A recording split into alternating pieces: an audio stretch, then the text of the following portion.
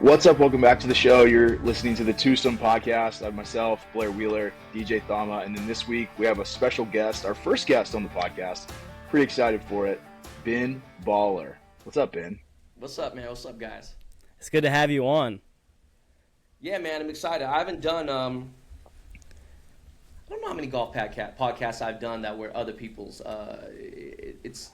It's in the few. I've been asked a lot, but this is good because I know you guys are really in it, and I'm not even 3 years in the golf game. You know what I mean? But I'm excited. Well, we appreciate being one of the select few, so appreciate that. Yeah, we're excited too, man. I know we're both dads. We just talked about you have 3 kids, I have 3 kids. So we're juggling that. We're golf junkies, and like you said, you're 3 years into golf. So yeah, we're gonna talk about it all, to get it all into it. So, but I want to start out with your background. Obviously, for the people that follow us, they might not be big into the hip hop community and or the jewelry community and know your background. So I want to start there and talk about that, and we can kind of go from there. So tell me how you got into the jewelry game. I don't know any jewelers, so this is going to be insightful for me. So let's just go back to like I guess as a kid, right? I grew up listening to hip hop since its inception. I'm Yeah. 52 years old. I remember the first time I heard, like Scorpio. This is Grandmaster Flash. This is way before your guys' time. And breakdancing and sneaking out and going to an all ages club to breakdance and battle people from different cities. And what part of town are you guys from, or what part of the city, what part of the country are you guys from? I'm from South Carolina, Myrtle Beach. Yeah, I'm originally from up in Minnesota. Live down in Florida now. Okay, I'm trying to think of one of my bankers is actually from South Carolina. I'm just saying, like, so you understand, California is massive, right? Yeah. So the side, like, to get from San Francisco to LA is almost equivalent as getting from Virginia to like Philadelphia. That's Hmm. how big it is. So imagine like traveling from like Charlotte to what I'm saying, to your town to go To find a Naples. breakdance club. Yeah, And it was different back then. You know what I mean? Like, I mean, I don't know what traffic's like in South Carolina today, but you could get anywhere in LA back in the day in the '80s and up to about the early '90s in 20 minutes. So I would search these nightclubs, and there's a place called the Radiotron, legendary spot. And this is like circa 82, 83, 84. And I seen this dude on stage named Ice-T, who I'm dear friends with now. He kind of became my illegitimate godfather. And, he was a hardcore gangster rapper. He was a pimp, all this stuff. And then he ends up being, I think he's on his like 25th or 26th season of Law and Order SVU now, right? And Yeah. yeah, big dookie gold rope chain. And I was like, man, I want a gold chain bad. And I always talk about it all the time. When my mom started making a little bit of money, we kind of grew up pretty humble. I got my first gold chain. It wasn't it was a small chain, right? It was a small little herringbone, and I just got obsessed with jewelry, and I was obsessed with hip hop, and I was obsessed with sports, but not the kind of sports that like, if you study golf or look over the history of golf, you would know that I think Koreans are probably the most obsessed, next to Japanese, but Korean people, it's like Yeah. you go Golf. you're just gonna see Korean people everywhere play golf, right? They just love golf. If you look at the Yeah. LP today and look at the top 10, I think 7 of the names are Korean girls, right? It's just like Hmm. it's such a big thing. And my dad and mom played golf, but I was like, no, I'm not playing this game. And not to, I'm just gonna be frank. I'm just gonna be real. Like, why would I want yeah. to play this elitist white boy game, like this country club game? Like, bro, I'm a basketball player, football player. Yeah. As time passed on, I got a scholarship playing Division I football at UC Berkeley at Cal. Was all state, all city, all conference, wide receiver and free safety in high school. Didn't make the All America team, but was able to get into a pretty good school playing football. I love basketball even more, but I was better at football. Ended up walking on to my basketball team in college. So I was the first Asian American to play football and basketball in my university's history. And just as things escalated, I always had this little affinity for jewelry and things, and Mercedes Benz, anything nice, anything luxurious. Right? I grew up in hip hop, and that was something that was glamorized. And as time went on, I always wanted to have like a, a nice watch, a nice chain, and whatever. And my uncle by trade, my mom's brother was a jeweler by trade from Korea. That's He cool. came over here in the late 70s, and I just didn't really hang out with a lot of Asian people growing up, right? Obviously, there wasn't. I mean, you have to understand how taboo hip hop was in the '80s, in the '90s. It didn't even become somewhat of a mainstream thing until like the mid 2000s, or where it is now. Like you just turn everything on as hip hop now. So I was in the music business for almost 10 years professionally. I was a DJ, and Dr. Dre got me my first Rolex, and then my first big check. I went and got a chain. And the crazy thing was, my cousin made my first chain for me, and he was taking over my uncle's business. And I didn't know what I wanted to do, right? So I had a lot of hobbies. I ended up making a shit ton of money from selling sneakers, and I was doing some marketing for Nike. So I've been well rounded. I had music, I had entertainment, I had sneakers, lifestyle, culture, sports. I was involved in a lot of things.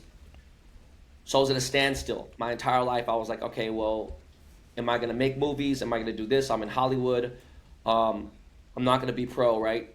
I tried that out in Asia, and it just wasn't going to happen. And I just kind of decided, let me go travel the world. Travel the world, come back. My cousin goes, hey, I've taken over, my dad's business. Why don't you come join me and do some jewelry? I'm like, nah, I think I'm just gonna buy a business. I'm gonna start doing exotic car rentals. I'm gonna do something different. I don't know what I'm gonna do, but I got some money. Let me figure it out. After a little time, I decided to go visit him, and I'm like, okay, this looks pretty cool. Maybe they'll try it out. So I reach out to a bunch of my music contacts. I reach out to Travis Barker at the time. He had this company called Famous Stars, Hmm. and reached out to the game, reached out to Nas, one of the most iconic MCs ever, reached out to Mariah Carey, 'cause my boy was dating her for a while, and he was executive producing her album. So right there off the rip, I had like four massive people and two or three different backgrounds of music, even though they're kind of the same, but one's a rock dude, one's an R&B girl, and one's, a couple guys are hip hop dudes. So I started like, oh, this might be something, and the biggest jeweler at the time was a guy named Jake the Jeweler. Yep, I remember him. He got arrested for embezzling, and I don't mean this in a negative way. It's just whatever. People make mistakes, but Yeah. he had got arrested, and when was arrested, he was the king. He was the don. He was my I wouldn't say he was a mentor, but he was the person I was attracted to, wanting to have. I'm going to emulate that lifestyle and his business plan. So when he went away, I kind of took a lot of his clients, and that flourished into a bunch of other things.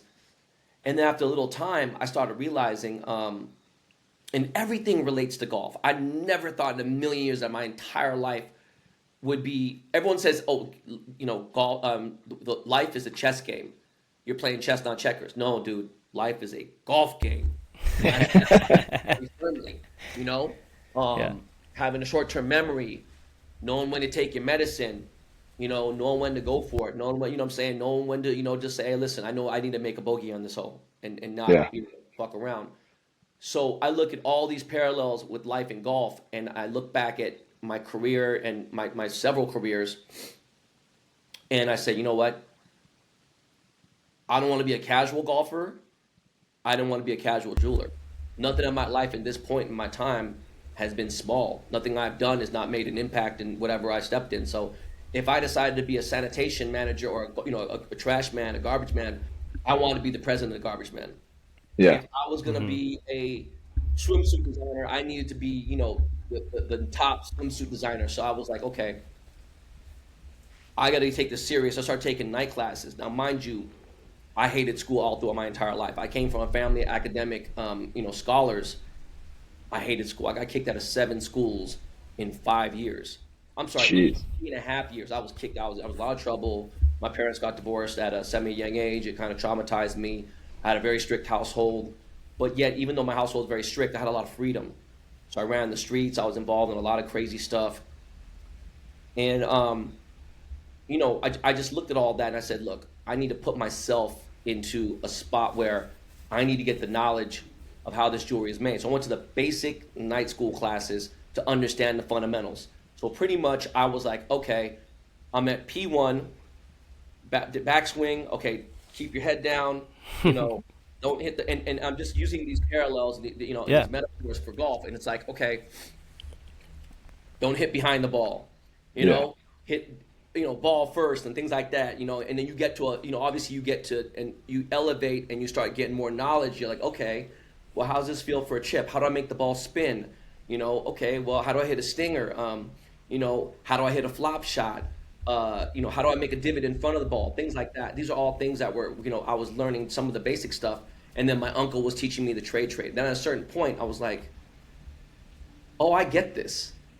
And when you see Dr. Dre produce a song or a beat, some of the most iconic songs, whether it be Nothing But a G Thing or California Love or whatever, Yep. he can make a beat and dissect and do a beat in 30, 45 minutes. I've been in the studio with him and he does it.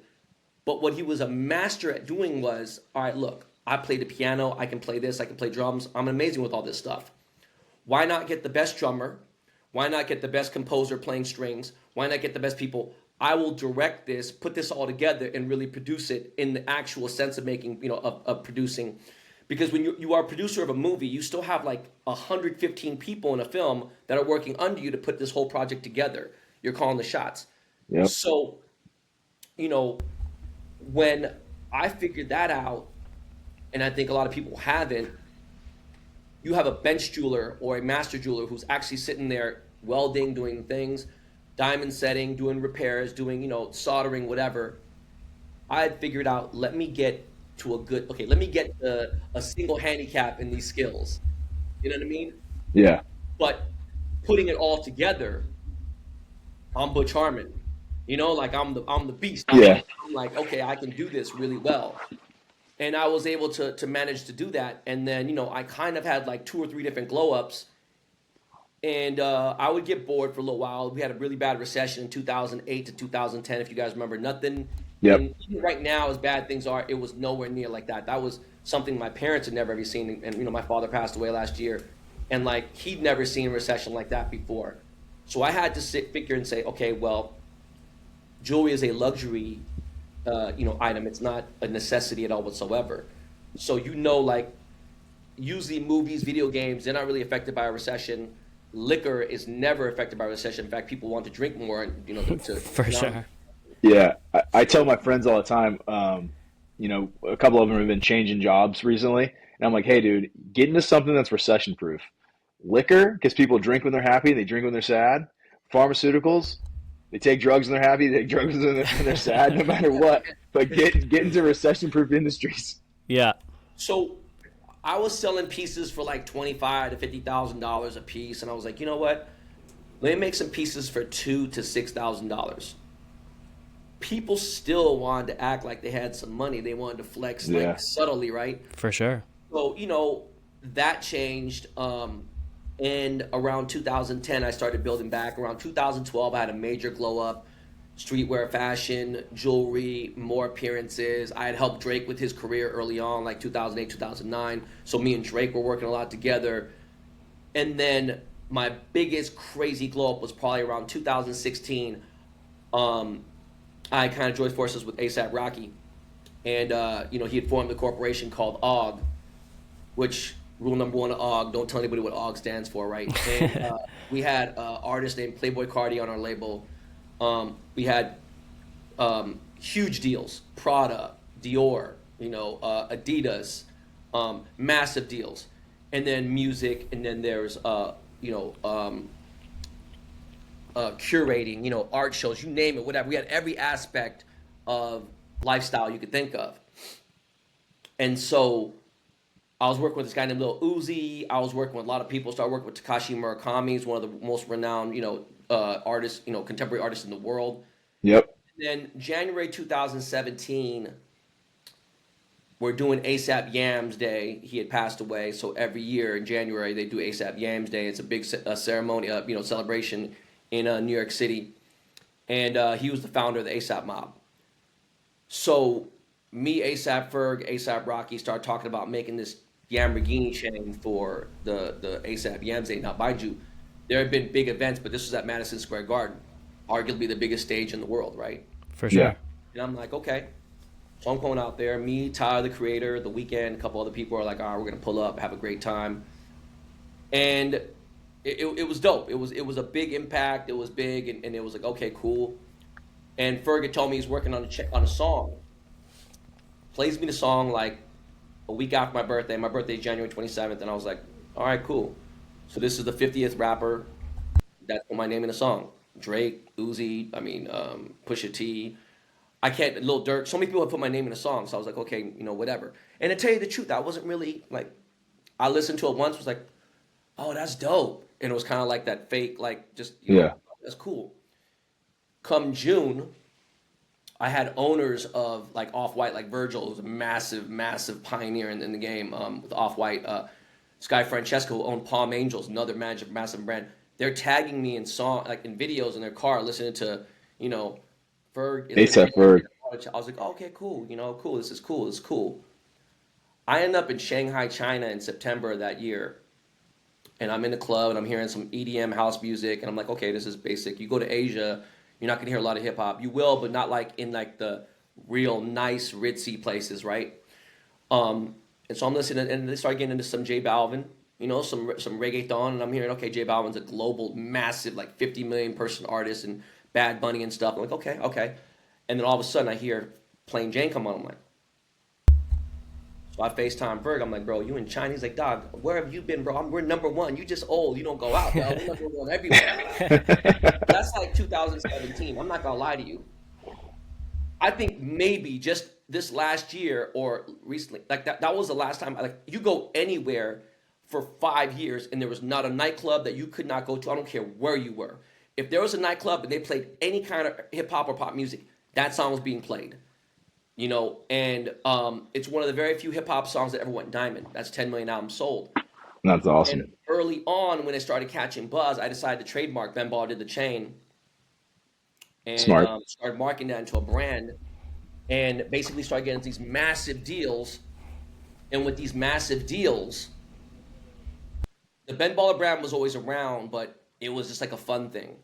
This Hmm. was a whole different level. Right when the pandemic happened, I had just started my podcast. I had just signed with a huge sports agency, XL Sports Management. You know, XL's, Tiger Woods, Justin Yeah. Rhodes, Justin Thomas, Colin Morikawa, Max Homa. But Yep. on I top went of to their that, party last week at the Masters, the big yeah, Excel party, because there's two yeah, big ones every year, right? It's CAA Sports and then Excel. yeah. And so, we got Derek Jeter, Yep. Peyton Manning, The Jokic, biggest names. Yeah. Yep. Caitlin Clark, you name it. So everyone's money stopped because there was no pro sports going on. Now, at that time, I had developed 3 brand deals. Now, these 3 brand deals were also cross-branded. So I had an MLB endorsement, I had an NFL endorsement, and an NBA endorsement. So I had 3 full core endorsements, and like one was Snickers, one was Captain Morgan, and then the other one was Topps baseball cards and other stuff, and working with the Lakers. And so when I started out, I was the second non-professional athlete to sign at XL Sports Management.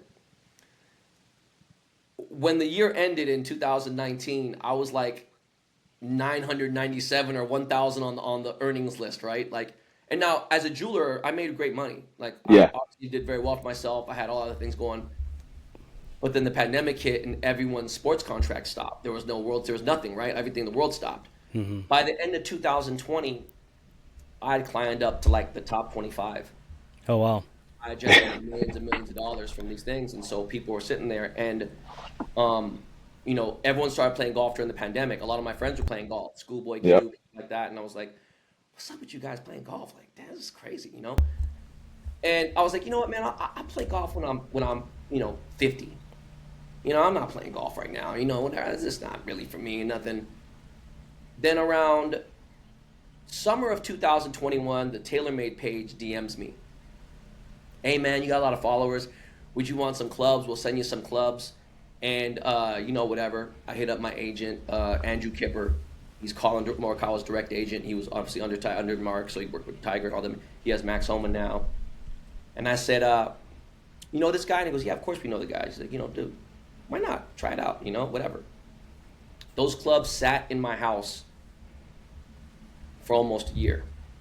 There was Wow. a Sim 2 driver, a Sim 2 rescue. I didn't know nothing. I didn't know what a 9-iron was. I didn't know what none of these things were. I knew it was cool though. He sent me some P790s. I was like, all right, cool. So I That's what decided, DJ plays. what's that? Yeah, you're DJ. talking my love language right now. I play the P790s as well. Yeah, so I had no idea. And then I was like, all right, let me get a coach. So I hit Stephen Malbin up, and I was like, you got a coach? He's like, yeah, I got the best coach for you. He's a gas, he's perfect for you. So I start taking lessons from this guy, like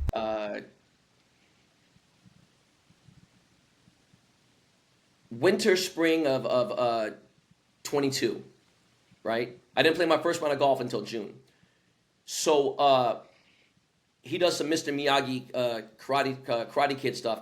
I didn't use anything but a pitching wedge for like a month and a half or 2 months. I'm like, hey bro, when am I going to get this driver? We're gonna do this, and this. Before all that happens, December 2021, I have all these major brand deals. I have huge deals, massive deals with MLB and NFL, all these people. So I talked to TaylorMade. We decide to come out with the Ben Baller Edition Gold Putter. We'll make 300 of I them. remember this one. $800. No, I'm sorry, $699, $700 retail. And now, mind you, I am coming from the I'm thinking that, a ping putter was $5,000 at like whatever. I just thought that clubs were a lot more expensive. Now listen, and that's not saying golf isn't expensive. I didn't ever take into fact that because I lost a bunch of golf balls, and thank God I was sponsored by TaylorMade, right? Because I'm like, man, this is $50. I was okay. Yeah. I was losing a box around, right? And I was like, yo, and at a certain point, they're like, this is, and I have friends who have money, but they'd go find, I found a Pro V1. I'm like, what? Man, fuck that ball, bro. Here's a ball here. I just was losing, and you start thinking how expensive it really is, but I didn't know their most expensive putter was like $330. So that's double the price. It's kind of a stretch. Mm-hmm. Yeah. We put the putter out. I have not even putted yet, except for miniature golf, somewhere goofy. I get to meet Colin Morikawa, all the TaylorMade guys, and because, a lot of guys are, excel the relationship. And we put the putter out a few days before Christmas. It sells out in 6 minutes. Jeez. And it's reselling for $1,500, $2,000 a putter. We did a limited edition for $20 for like Tiger and for some really big people, and put a 5-carat black diamond in it. And it's sick. I'm looking at one right now. And it just was a great thing. And so I built this relationship with TaylorMade. I never really used those clubs except the P790s. I started playing, and they're like, you're not ready to go on a course, you're not ready to do this, you're not ready to... I'm like, Jesus Christ, man, I hate when you guys are telling me. And then I look back at these videos, I'm like, wow, I don't care who you are. Unless you play baseball or hockey, I don't care who you are. LeBron James, I'm just trying to think, Lamar Jackson, right? Anybody in any big sport, put a golf club in their hand, they've never swung a ball, like, all right, this ball is standing still, it's not going anywhere, hit this ball and try to pure hit it good. 10 times out of 10, they're going to look like a jackass, it's going to be like that. Like, it just looks really awkward, you're like, Yeah. For sure. thing. And it's a long journey. So, thank God I picked it up. I refused to let it go. I practiced 2-3 times a week. I wasn't able to play yet. So I get fitted at the Kingdom in May, and I meet this guy named Trotty, and he's just a great guy. Trotty's awesome. And, Yeah, everyone loves Trotty. Yeah, just amazing. Built a great relationship with this guy. TaylorMade team is amazing. I'm starting to get, not only did the instruction, everything's making sense. So I'll play my first round of golf. After months of practicing, I shoot a 118, and I walked the course, which is, again, I was about 230 pounds, so like this was like not, the 13th hole, I was like, damn, I got a cramp. Like, Yeah. And, everyone's hitting me, yo, you should play golf, let's play golf, let's play golf, let's play golf. Mm-hmm. I started playing June 2nd, right? Was it my first round of golf, 2022. It was just under 3 years ago. In the middle of July, I'm at Weddington Golf Course in Studio C, California. 78-yard, par 3, hole 3. I take a 56 wedge out. Now, mind you, I'm still very new, so I don't know. Usually when I tee up a ball, it's pretty much almost flat with the ground. It's maybe up like a couple millimeters, right? Mm-hmm. This ball was up about 2 inches, right? And I must have caught it literally on the last 3 blades of the bottom. Ball pops up, spinning like crazy, goes to the 56 wedge, and I didn't even know what a 56 meant. I was trying to add, 5 plus 6 is 11, so this is the 11 iron because I got the 9 iron, right? I was like, in my mind, I had no idea. Ball goes 10 feet past the pole, the pin, spins back in, ace. No way. No Oh, way. Yeah, dude, a month in, right? Just a month and a half in. I start screaming, start going crazy. My coach goes, hey, golf does a lot of bad things to good people. Meaning like people lie, people cheat, people this, yeah. changing, whatever. The only thing I don't care. I'll argue with anybody every day. If your ball's in a divot, man, bro, move it out, dog. Shut up. Anything else, I get. For sure. The foot wedge and moving the stuff, like, nah, dude. Yeah. USGA, if there's a real relief you can get from the cart path, okay, cool. So he tells me there's cameras on the course. And I'm like, bro, Saturday between 6:15 and 6:30, something like that, for sure, 100%. These kids will verify. They're on hole 8. They thought I was getting robbed. I was screaming. I was crazy as fuck. They pull the footage up Monday, come back. I get a certificate. Congratulations, hole in one, ace, Ben. So they didn't believe you. No. And Did you I get? didn't tell anybody on social media because I was by myself. Yeah. Did you get the Oh, footage? that's my worst. That's my worst nightmare, getting a hole in one by footage is myself. like a 1985 Scarface. Doesn't matter. They had it, and obviously the girl Jennifer at the front desk, she's not gonna do that unless, So that was kind of cool. And then about 6-7 months in, I shoot a 90. I'm sorry, I shoot a 100. 10 months in, I shoot a 90. I'm like, okay, I'm starting to figure this out. Now, mind you, there are a lot of things that I didn't understand. I didn't understand what red sticks were, yellow sticks. So if a ball went out, if it's 1 ball, 2 ball, I would just always take 1 stroke. Okay. Those Yeah. sort of things. Yeah. And I was like, when I figured out, I was like, wait, hold on. Bro, I'm in grass. Why is there a red spray painted thing here? Like, this is stupid. And he goes, okay, well, you could try to hit it out of here. And I'm like, all right, I'm just going to hit it out of here. And, it was like 20 feet. I'm on an uphill lie on the green, right? I'm like, got the rough just before, and then there's a fringe, the first cut. I'm like, look, dude, I'm going to hit this out and try to get up. They're like, all right, go ahead. Let's see. And, I didn't know there's no spin on the ball really from the rough, right? I'm just thinking, like, okay. So I just chop the ball up there and I'm getting lucky. And at the same time, too, I'm doing this if I was 40 yards in, that's 120 feet in. I didn't know how to chip. So I grabbed my putter, Texas wedge anywhere. I didn't care where it was, unless it was Bermuda grass. I was doing shit like that. And I just started learning, and I got obsessed. And then I got so obsessed that if you didn't play golf, you didn't see me. So at this point, right after my first year, I was probably playing 5 to 6 times a week. And,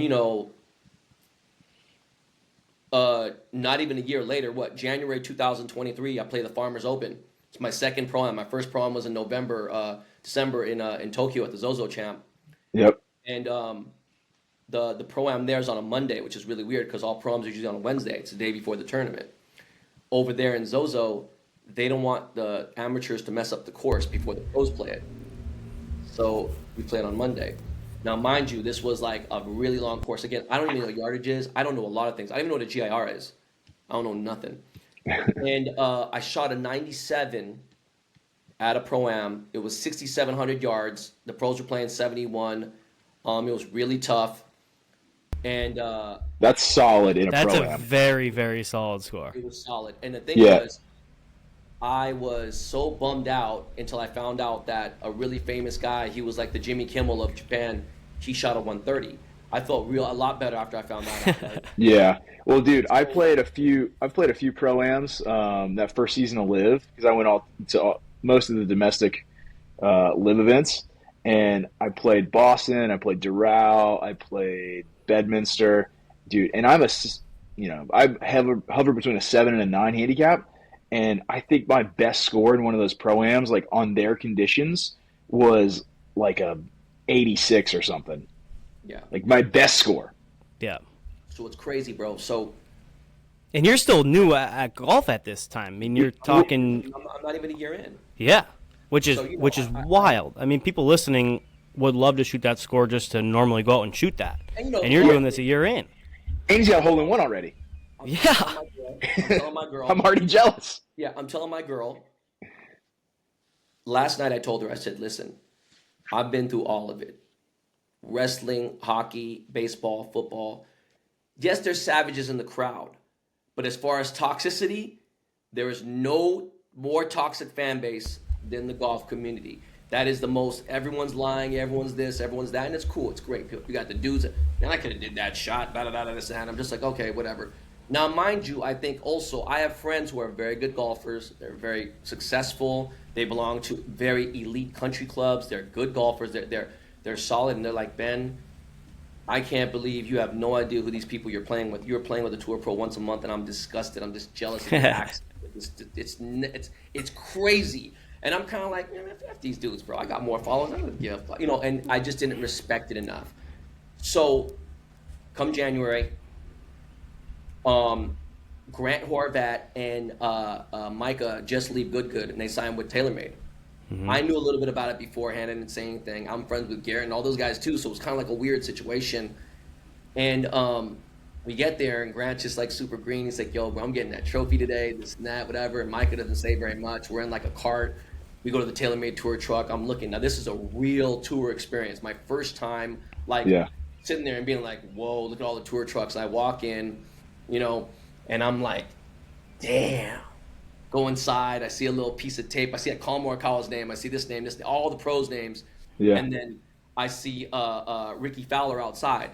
And me and Ricky follow each other on Instagram. And he's like, what's up, bro? And he was kind of far away. I was like, damn, you got some good eyesight. I was like, what's up, man? How you doing? He goes, I'm good, man. I was like, what's up with you? I was like, this is my first pro. I'm in America. Like, I'm kind of nervous. He's like, don't even worry about it, man. Just go out there and just have fun. It's really, at the end of the day, we've seen everything. We've seen all the bad shots and everything. We've seen good shots. Just go out there and have fun. I was like, okay, great.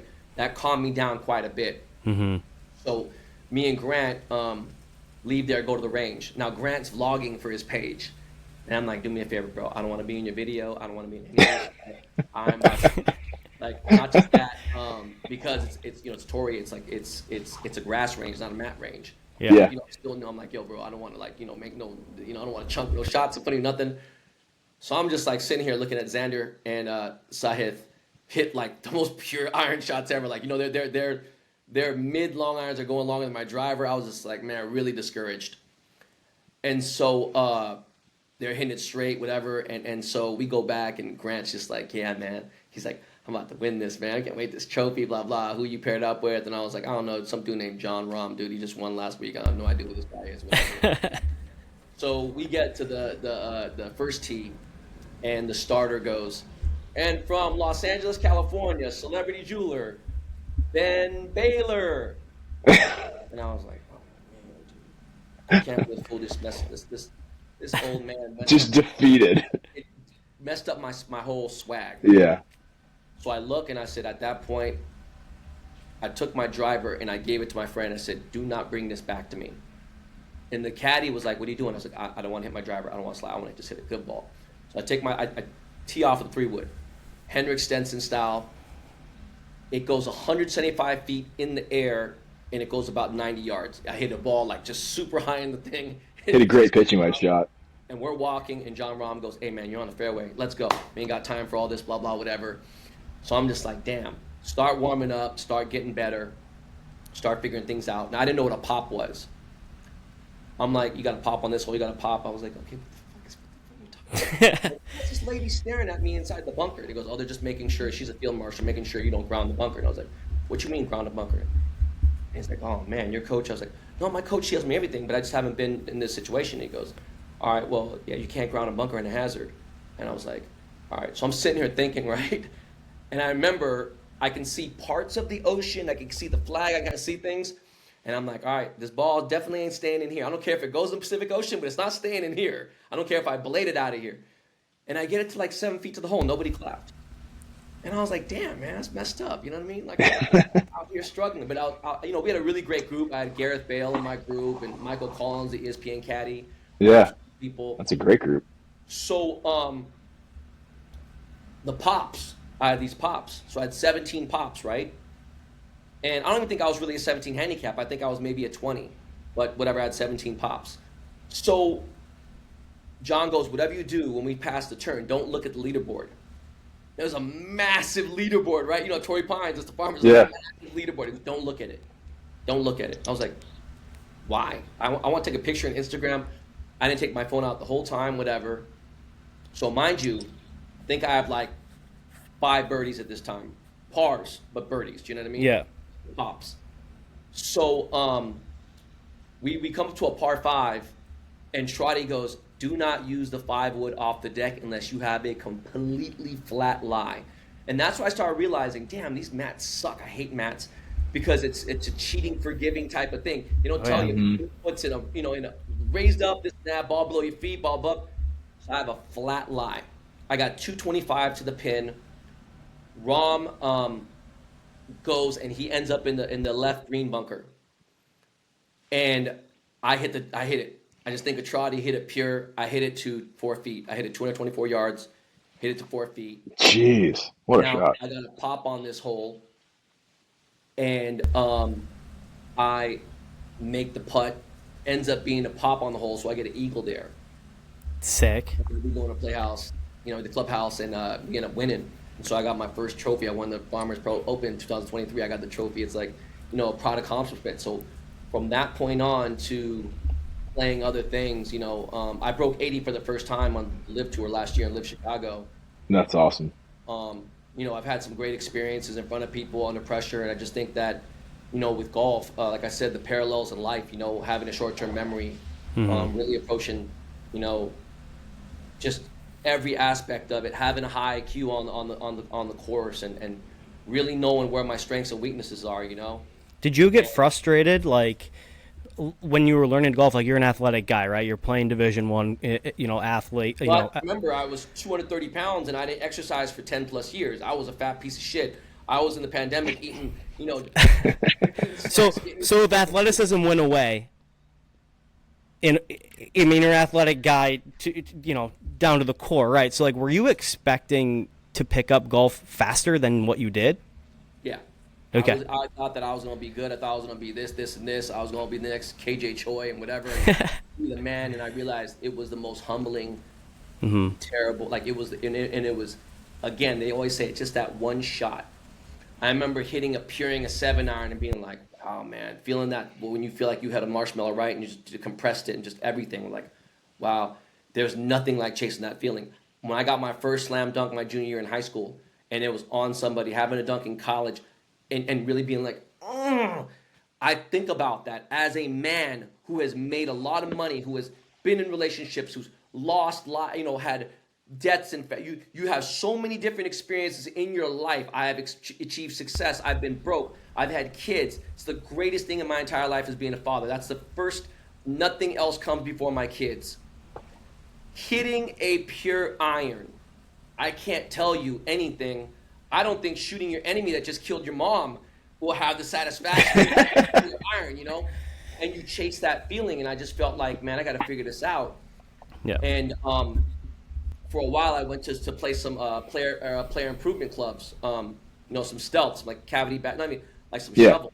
Yeah. And I'm like, yo, bro, these go way further. Damn, man, and I didn't understand what spin was, whatever, but I didn't care. I was like, I need distance. I need distance. Like all I cared about was distance. Yeah.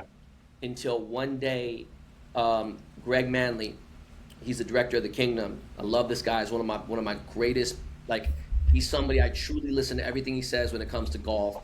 He's like, hey, listen, Ben, I think your skill has preceded what you're doing with these stilts. You should go back to the 790. Your misses will be better. Tiger plays clubs that are like 15 yards shorter than what he's playing, but he has more spin, more control.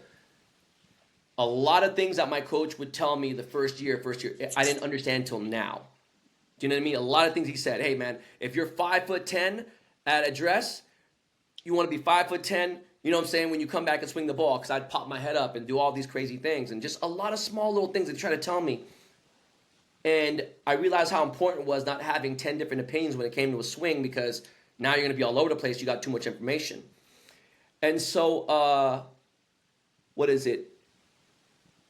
Yeah, 2 years in, I break 80 for the first time. And, now I'm down to about an 8 handicap. And I realize for me to get from a 30 or whatever it is to an 8 is pretty crazy, right? Yeah. Yeah. But now my goal is to shoot even par at least 73 course rating, like a real legit course. A real course, yeah. Basic course. My home track from the tips is like 74.6, right? It's heavy. So it's like, I just shot a 90 there. It's my worst score in almost a year and a half. I've never shot a 90 anywhere, even at Riv. And I was like, whoa. And I thought I was playing well that day. It was crazy. This just happened 2 days ago. And so my goal is to shoot an even round because I've had 2 even back nines. I've never had an even round of, of golf. And so, Well, hey, let me interject there, Ben. So we talked about this last week. I played my worst round of golf ever so I'm hosting the Rocket Classic in Detroit for the PJ Tour in June. I had to go out there for the sponsor day. And you're out there with like the CEOs, the people from the brands, all these people, and you want to play well. I shot a 95 and could not hit a fairway, and like literally didn't know how to grip a golf club for the entire day. And then turned around on Friday this week, played at Tobacco Road in Sanford, North Carolina, which is a very difficult track. Yeah. I saw the video. Yeah. Get out there. I shot 2 over. Sick. The next round, 2 over. Went It's from funny. 95 to 75. My lowest round was a 74, and it was white tees, but didn't matter because I was playing against somebody. Yeah. And that person shot a 73, and I couldn't enjoy the 74, my lowest round ever, because that person beat me. Because you lost. For money. And the funny part was, I didn't understand. I still don't get it. I don't know what press means. We didn't press. What press was? Well, I don't know what press means either. I'm Yeah, all like those about side 30 games. years. Yeah, so I'm just like sitting there thinking about this. But yeah, so I realized in this almost 3 years of playing golf that I've accelerated quite a bit because my coaches, I've worked with so many different people, Claude Harmon and great people, and had people like Chris Como help me on stuff, and Sean Foley and these guys. I talked to them, and they're just like, look, man, we hire, we have people who are anywhere from junior golfers trying to be on the tour to older guys, whatever. And he's like, you got to understand the average handicap for a golfer is like 14, 15. Mm-hmm. I'm like, okay, so better than average or whatever. But I feel like because I played with so many tour pros, I think 80% of the top 50 people in the FedEx, right, or in just OWGR, or whatever you want to call it. Yeah. Yeah. Played with at least 80% of all these guys, right? Casual rounds of programs, whatever. And I realized to get from 8 to like 3 might take as long as it took from, from the 30 to 8. It was just like... It Might take longer. Yeah, because I felt like I'm hitting the ball at best I've ever hit it in my life. I'm playing a CB blade now.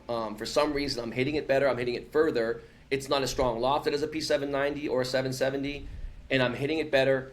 My misses are better. Everything is just, and it's weird. One of my friends is a coach. He got his degree in golfology in San Diego, so he studies the grass. You study the dibbles and the balls and the grooves and all the crazy stuff, right? Lofts, lies, And he goes, one thing I did during my study before I got my degree was creative people, whether it be an artist, a jeweler, people who are creative and create things, they tend to be better putters statistically, and they can focus on a smaller target. So when I look at my stelts and then I look at my, my CB blades, there's a massive difference, right? They're really tiny, especially when we get to like a 4-iron, 5-iron. There's not much difference between that and like Hideki's switched on forge blades, right? Yeah. Mm-hmm. And so I never hit a ZX7. I never hit anything else but TaylorMade. Mm-hmm.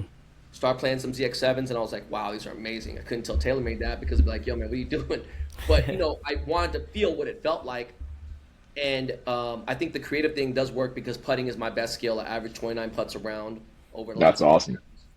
That's DJ's worst skill. That is, and I'm a creative, and putting's my worst. But I'm gonna go back to that, getting down from, let's say, an 8 to a 3, because I did that. I'm a 3 right now, actually 2.9. I just checked yesterday. I moved down to Florida 6 years ago, and I was an 8.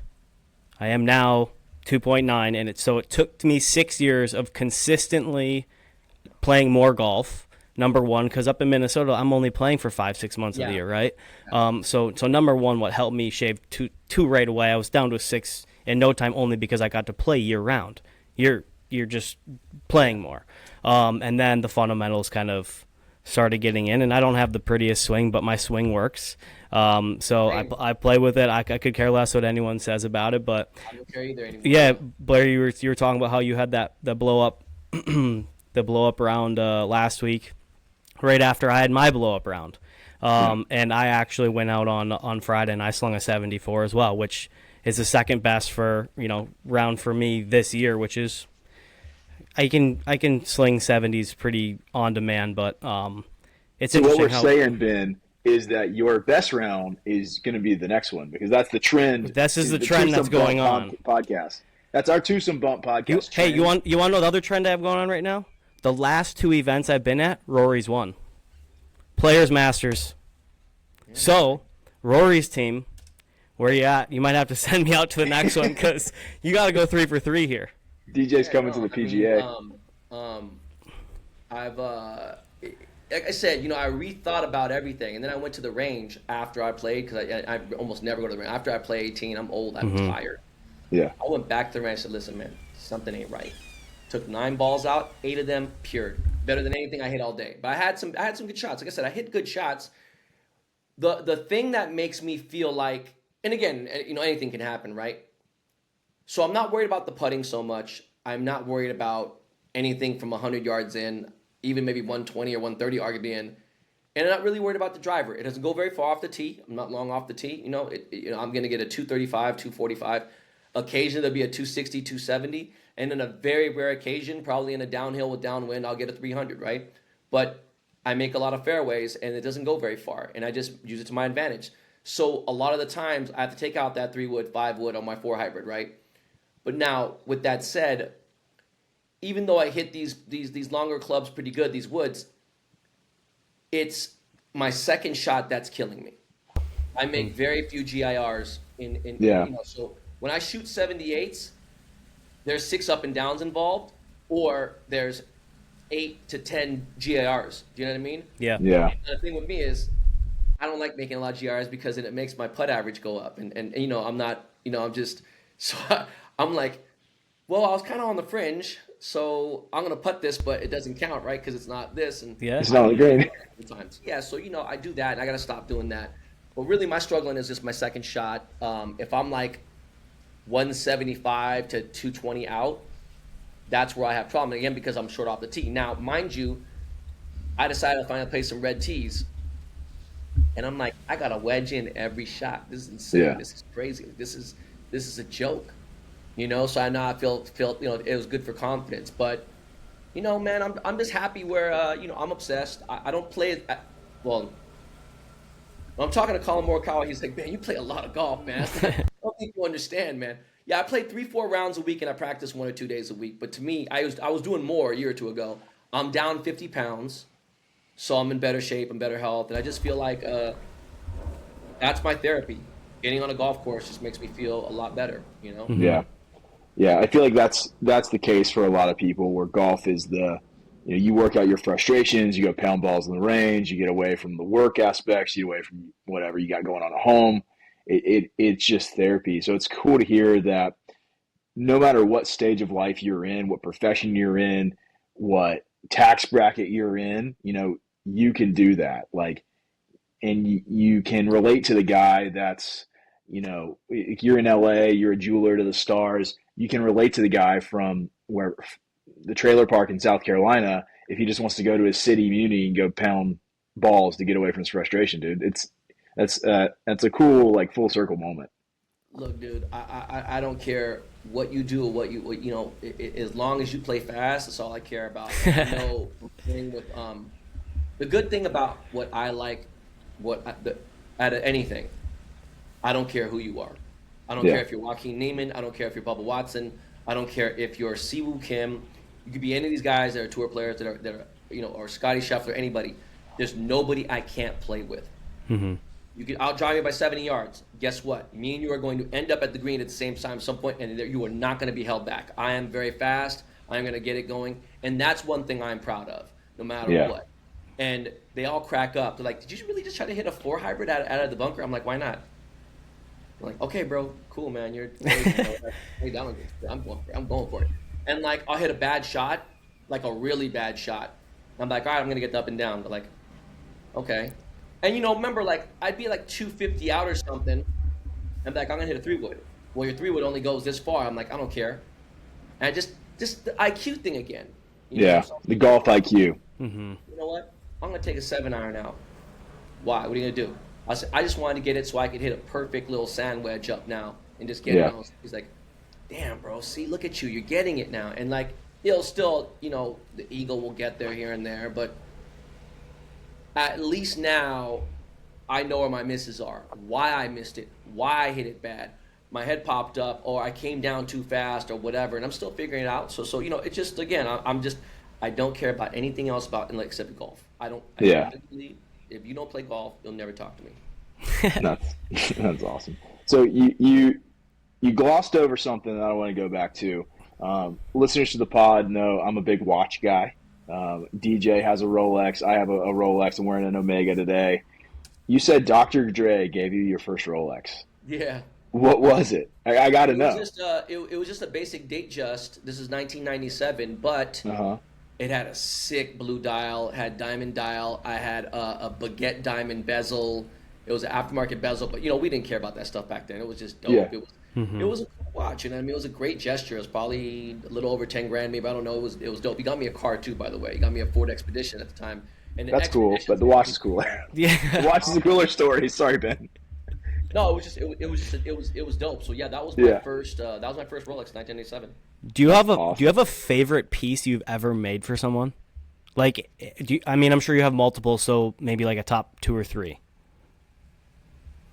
I mean, the Kid Cudi piece that we did with Cause, it's in museums right now. It's being traveled across the world, right? It was in Toronto, it was in Oklahoma, it was in Tennessee, it's in New York. It's going to be in Asia.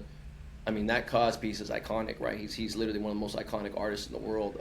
And Kid Cudi's my good friend, and the fact that we can collaborate that is definitely up there. One of my Murakami pieces for J Balvin is, again, iconic, museum quality jewelry that's actually archived and has paperwork and things like that. These are things that are recognized by, the highest, in the art world. And then for fun, I think something either between Lil Uzi or Tyler the Creator with like the Marilyn Manson piece I made, or like some of his Tyler the Creator, regular pieces are really cool. There's been those. It's so awesome. Yeah. But as funny as it sounds, I made championship rings. I made the World Series of Pokers bracelets. I made these things, but I'm going to be honest with you, man. These last Liv rings I made, they're absolutely insane. I was going to bring that up. So I know you've been working with Liv a little bit. You've been talking about going to the Pro-Ams there. How has it been working with those guys? Because there's obviously a ton of contention in the golf world right now, I guess is the nicest way to put it. What's your experience been like working with Liv? So as soon as I did my first Live event, we were shooting part 3 out there. We had an episode with Pat Perez, with Matthew Wolf, and Bubba Watson. Me and Bubba became friends immediately. Bubba's awesome. My producer was telling me, hey man, my producers are the ones that do all the research. Like, did you ask them this and this? And he goes, hey man, it's really crazy. You and Bubba have a lot of similarities in life. We locked in. It was one of the best interviews I've ever done. We just became friends, and I talked to Bubba every other day. Like, we are just boys, right? And I was paired up with Cam Smith the next day, and Bubba hit up Greg Norman, requested us, Donna, I'm playing with Ben Baller. That was like kind of cool. And all those shows got scrapped because of representation by XL. And I was in part 3, that was your podcast with JR and Steve, right? And it was also XL was the partner. They're the ones that produced the show. Okay. Gotcha. So we couldn't air those episodes. I ended up putting the Bubba episode, I think, on my channel, and I told Bubba what was going on. And so I made a conscious decision at that point. I can't be a part of the show anymore. I can't be a part of XL anymore. I can't. This is just crazy. So with that happened, coincidentally, this is way before Wesley Bryan and all that stuff. This is a way long time ago, bro. Yeah, we talked about Wesley Bryan last week. I'm uninvited to the Genesis. I'm uninvited to all these events. Every single event I'm supposed to BMW Championship, uninvited. Anything they vet, I'm uninvited because, they have a lot of power, and I'm not going to call them out, whatever. But PGA Tour still follows me. They still look on my page, my stories and stuff. And I'm just like, all right, this is stupid. But they can't uninvite me to the Farmers. I'm exempt until it ends because I won. So, I got an invitation to play the Canadian Open. We'll see what happens.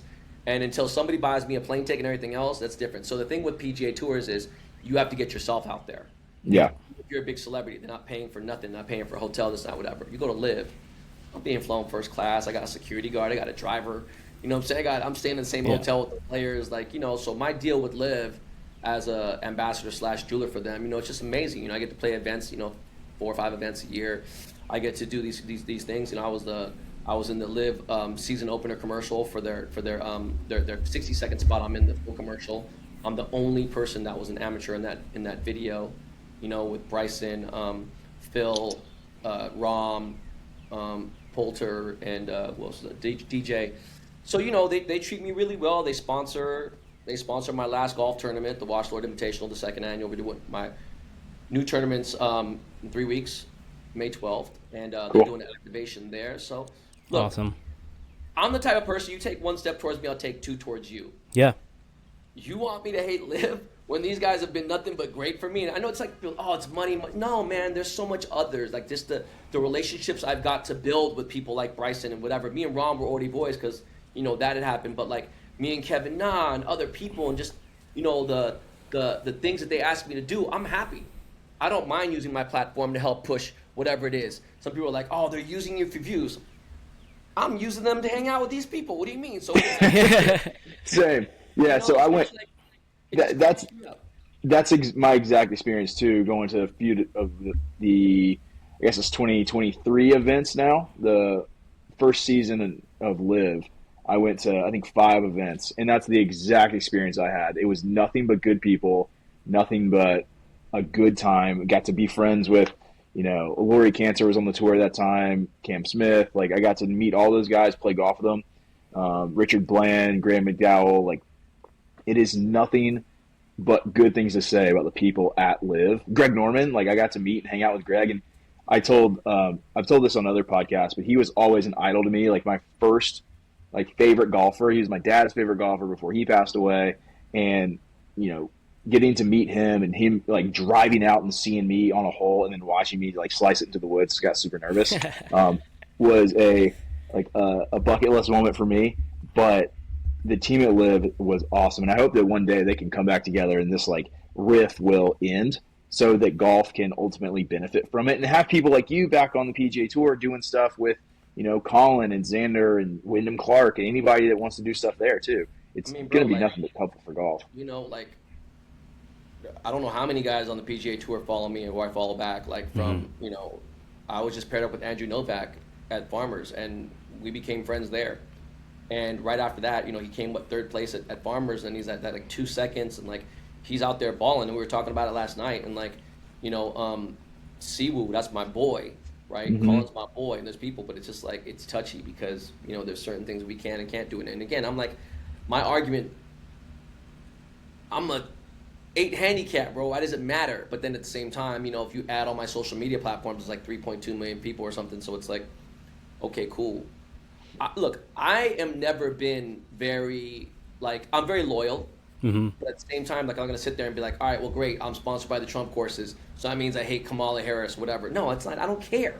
Do you know what I mean? Like, dog, why are you bringing politics into this? Why are you bringing this? Why are you bringing Saudis into this? Why are you bringing all this shit into this? Can we just fucking play golf? Yeah. No, we can't because there's this, and this, and people are dying. Look, dude, you can find any fucking brand on earth. You're going to boycott Target? All right, great. Where do you get your groceries from? Oh, Stater Brothers or wherever the fuck you go? Okay, great. I guarantee there's someone in that company that you don't like, that they support something you don't like. Why are you digging into people's lives, man? Correct. Are they lying, cheating, stealing? No, they're not. All right, well then listen, man. Why don't you just take a day at a time and just play? And I think that there won't be a full unity anytime soon, but I think that there's going to be a little bit of reunification that's going to happen. Yeah. And like I said, I still follow the PGA Tour page. I still show love. I still support. And it's like, but at the same time, you know, I support my guys, right? You know what I mean? And you know, being sponsored by TaylorMade, I should be more of a favorite for Rory. And I don't hate Rory. I don't, you know, he's been very, you know, vocal about what he feels about Liv and everything. But at the same time, me and DJ have other opinions on Rory. Yeah. Well, I'm the same way. I'm a TaylorMade guy too, and just because I'm a TaylorMade guy doesn't mean I have to love every TaylorMade guy there is. I love more than others. But you know, we're in that same situation too. Blair and I can kind of relate to you in that aspect of like, you know, for me, content's full-time gig. Blair's almost full-time, right? Part-time, but One day.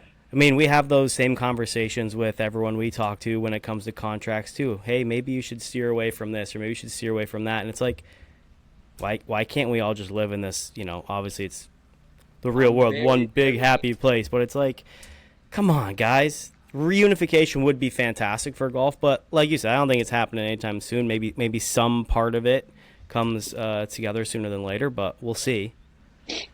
I mean, it's gotten a lot better. Yeah, I've witnessed it personally. I just think that censorship is lame, period. yeah, Agreed. I don't care who you voted for, yep, or anybody else, dude. Let's just play golf. yep, And you know, if you are doing some really shady, shitty shit behind closed doors, it's none of my business until it affects somebody. And I get it. It's just, but at the same time, it's like we have too many other problems to worry about.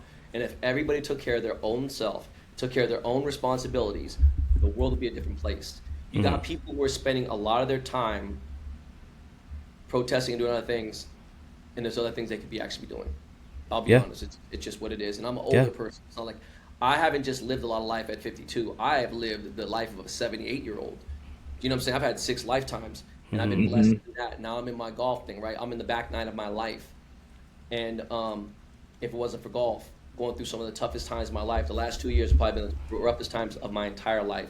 If golf wasn't there, I don't know what would be, because I always knew, well, golf will always be there. If I take a week off, I take this, golf is always going to be there. And it was just an amazing crutch for me.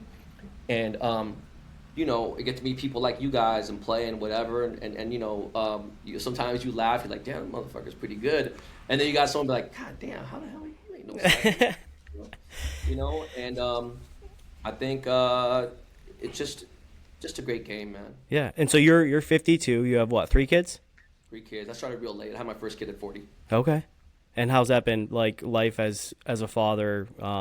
You know, intermixing. I mean, because that's what Blair and I stand on too. It's like golf husband, golf dad, and then, you know, family's everything for us. So it's cool to see that you understand it more than us. You are a little bit older. So like, get some input on that. I mean, you know, my sister and brother had kids. My sister and brother's kids already graduated college, right? So a lot of my friends' kids are, you know, in the 28, 26, 25, whatever. I wanted to be completely financially secure and mentally. I am the most immature 52-year-old you meet my entire life. I don't think I grew up until 45, right? And I wanted to make sure that I could lead by example, do certain things. I wanted to be financially stable, to take care of them, and be sure they're all good. So, you know, that's the first priority. I love my kids. You know, I've done everything for them. I think that they might be a little too coddled, but that's just because I think my childhood was a little rough. And I want to be like, well, you know, I'm going to give you it rough. I should start hunkering down a little bit now maybe and start batten down the hatches.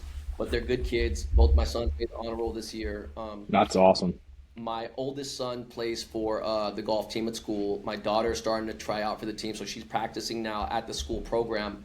And the crazy thing is, there's this place called Tregnan Academy at Griffith Park, and it's where Tiger played when he was like 4 or 5 or 6, and it's a great academy, and it's really expensive, but because the school has a program there, it's $100 per season, and I'm like, Wow. it's like Seems cheap. $200,000 a month. It's if you're in the school program, it's $100 a season, so it's like $400 for the year per kid, and I'm like, this is cheaper than going to Top Golf. Yeah. And it's crazy. You get a uniform, you get instruction. It's amazing. And it's a great 3-hole facility. The longest hole is 86 yards. There's a 200-yard drive. There's greens. There's bunkers. There's this. It just, they teach everything, and it's great. And my son's on the team. He's been on the team for 3 years, and we get to golf together. And I hope one day we can play for real. You know, he's not taking it serious, but he's playing. You know what I mean? That's it. I don't want to push it on him. You know. Yeah. Yeah. That's what I've learned in talking to, like, my friends that are on the PGA Tour or on Live that have older kids. Like, one of my things that I'm looking forward to in life is actually playing golf and going on golf trips with my kids and like taking them to Pinehurst or taking them to Pebble or doing something fun like that and having a boys trip with my sons. And my daughter and my wife can go to the spa if they don't want to play golf or whatever. That's fine. But that's one of the things I'm looking most forward to in my life. But in talking to my friends that are good golfers, like, the more you push it on them, the more they're going to push away. And they're going to go into lacrosse or soccer. And those are cool sports too, but you have to just make golf fun for him. And if he's having fun, dude, that's awesome. That's all it's about. It, dude. And look, he'll come man, to it. Golf Channel's on right now in the living room. You know what I mean? They walk in, Yeah. it's going to be on in the morning here and there, whatever. I was like, look, you ain't got to watch it. Go in your room. But it's gonna be on in the background no matter what. You know what I'm saying? Yeah. All Yeah. playing. So, it is what it is. They know what I do. They know what I'm obsessed with, and I'm excited, man. I wish I started younger. That was probably my biggest regret, is not starting when I had a chance to, which I could have played. My mom was on the PGA Tour because one of her like kind of like goddaughters was a PGA Hall of Famer, and so she would go on tour with her and watch her play. This and that. My mom played, and I was like, man, this is stupid. Like I always respected what Tiger was doing, but I just never paid attention. It's just like now, Yeah. I'm like, damn. But you know what? Everything happens for. I hate saying this, but everything does happen for a reason. It's come my life tenfold. These sponsorships that I have, these bespoke clubs, and when tour pros aren't getting the same treatment of certain things, I'm like, look, I get it. I'm blessed. It's amazing to have a one-on-one putter, have one-on-one clubs, and have all these things made, and get to play with these cool people, and also get to share it with my family, like my cousins and stuff. They'll play, and my cousin's been playing all his life, and every rare occasion I'll beat him by a stroke or two. He's like, I can't believe this shit. This is so it's just it's great, man. Again, I think if more people played golf, I know it's not very accessible because it is expensive. Yeah. I think if more people played and understood how much it could change their life, like Yeah. actually change, like you have a bad string of cards, you got a bad string of holes, or whatever it may be, but like, okay, where was the issue? You can sit and figure out, okay, well, you know, um, I hit a bad shot, that first shot, instead of trying to go through the trees, maybe I should have just, punched back out into the fairway and figured it out. And a lot of people do that in life. Like, all right, well, I'm in debt here. Mm-hmm. Let me go borrow some more money and try to get out of debt here. And be like, oh, no, man, you're about to have a quadruple bogey now. You know what I mean? Like, you just did this. And it's hard, but so you just figure that out. And I really think that it's a powerful tool, and it's just great. Yeah. I agree. I agree. Well, Ben, I just want to thank you for your time. You've been so generous with it, with so many stories.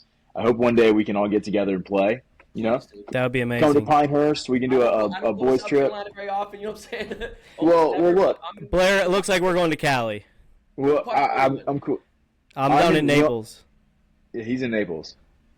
just south of Tampa by an hour and a half, just west Oh, of. okay, Yeah, okay, yeah. okay, okay. Yeah, obviously, I'm more of like a Jupiter, Miami Beach Hey, I type can of. be there in an hour and a half. We're good. Yeah, Oh, we can okay. work something out. We can work Yeah. something out. We can go to Doral. We can do Trump International. Ben, we can figure out the logistics. We look forward to playing with you one day. It's gonna be fun, and we'd have a good game with you being. You said an 8, I'm a 9, DJ's a 3. Me and you gonna get some strokes here. We'll have some fun. Yeah, it'd be a Oh yeah, blast. yeah, man. And I don't know if it's too soon now, but next year, or even I do 3 tournaments a year, but the big one is the one in May. That's my big one. Yeah. We Yeah, have we had a Rolls Royce the first year for a hole in one. Justin Bieber almost won it, and then the second year we had a Bentley. This year's Aston Martin DB12, sick car. Liv's doing activation at my thing. Bettinardi, TaylorMade. It's always a great time. Swag bags, vessel, everything. If you guys are around May 12th, I do have a few spots for like celebrities I can put in. Okay. If not, don't worry about it. But you get the next one. And anytime you come out to LA, bro, my home track is a little far, but it's worth it's worth it. It's yeah. I just said, one of the top 10 courses in all of California. Oh, Wow. sick. Well, Sick. dude, count us in for next year for sure. I don't know if I can make it May 12th because I think Yeah, no, don't worry about it. I'm just saying. And anytime that's the you come PGA out to Championship LA, week too. I think. yeah, you come out to LA, I got you. And I get out to Florida, which I gotta get out there. There's so many more places I want to play. Mm-hmm. Yeah. Well, I'll hook you up down here too. You got us in L.A. Blair's got us in South Carolina. We're all set. If you want to come to Pinehurst, holler at me. Never played Pinehurst. I was supposed to play the Smallbin thing, and then my divorce happened, and I couldn't go. Oh, And I was like, damn, Steven, damn, man. Yes, I want to play Pinehurst so bad. yeah, I was there over the weekend, so yeah, let me know. We can line that up pretty easy. That's an easy one for us. Let's go. They're friends of the pod, so well, Ben, thank you again for the time, dude. We loved Thank you, every minute guys. of it. I can't wait to play soon. Whether it doesn't matter where it is, so we're looking forward to it. Yeah. Let's Thank do it. you. All right, thanks, guys. Appreciate you. And that's it for us here at the Twosome Podcast. Make sure you subscribe, share, like, follow, give us a 5-star review. God, I can't even talk. That was so much with Ben Baller. Give us a 5-star review on Spotify. Leave a comment on Apple Podcast. It really helps the advertisers and helps with the algorithm. So again, thank you for listening to the Twosome Podcast, and DJ and I will be back next week to keep this train rolling. So thank you again, and we'll catch you next week.